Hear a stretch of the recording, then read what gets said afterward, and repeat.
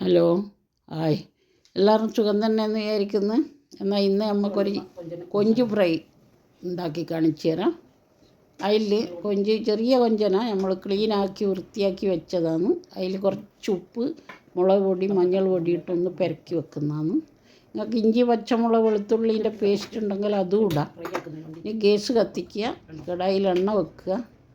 എന്നിട്ട് ഈ എണ്ണ ചൂടാകുമ്പോൾ നിങ്ങളൊരു 3-4 ഇല കരുവാമിച്ചപ്പം ഇട്ട് കൊടുക്കുക. അപ്പോൾ ഒരു നല്ല മണം ഉണ്ടാവും.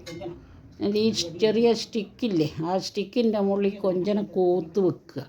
വലിയ കൊഞ്ചനാണെങ്കിൽ നല്ല നീളത്തിൽ നിങ്ങൾക്ക് കാണാൻ പറ്റും. ഇനി ഇത് ചെറിയ കൊഞ്ചനായതുകൊണ്ട് അത്ര കൊക്കാനും ബുദ്ധിമുട്ടാണ്, കാണാൻ വരില്ല. അപ്പോൾ നമുക്ക് ചെറിയ കൊഞ്ചനേനും കിട്ടിയ.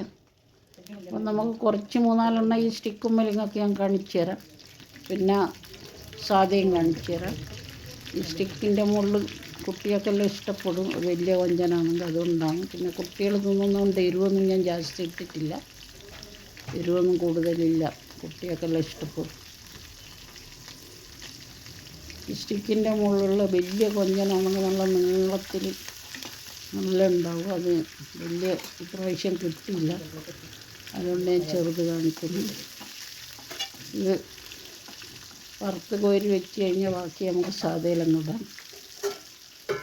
ചെറുതായതുകൊണ്ട് ഇതത്ര കാണാനില്ല. വലിയ കൊഞ്ചൻ സ്റ്റിക്കുമ്മലാവുമ്പോൾ നല്ല നീളത്തിൽ നല്ല ആയിട്ട് കിട്ടും. ഇനി നമുക്ക് ബാക്കി സാധ്യം ഇടാം. എന്നിട്ട് അതിനും ഒന്ന് ഇളക്കി പൊരിച്ച് എടുക്കുക. അച്ചാർ ഇടുന്ന മൂപ്പൊന്നും ഇതിന് വേണ്ട. അച്ചാർ ഇടുന്നതിന് കുറച്ചും കൂടി മൂപ്പിക്കണം. അത് നമ്മൾ പിന്നെ ചവക്കുമ്പോൾ കുറച്ച് ഉറപ്പായിരിക്കും.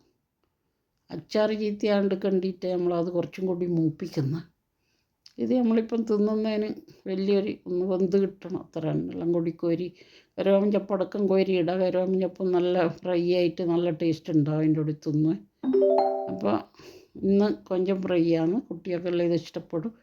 ഇനി നമുക്ക് അടുത്തതിലൊരു വേറെ എന്തെങ്കിലും ബിരിയാണിയോ വേറെ എന്തെങ്കിലും ഒരു കാര്യമായിട്ട് ഞാൻ അടുത്ത വീഡിയോയിൽ വരാം. എന്നാൽ എല്ലാവർക്കും ബായ്.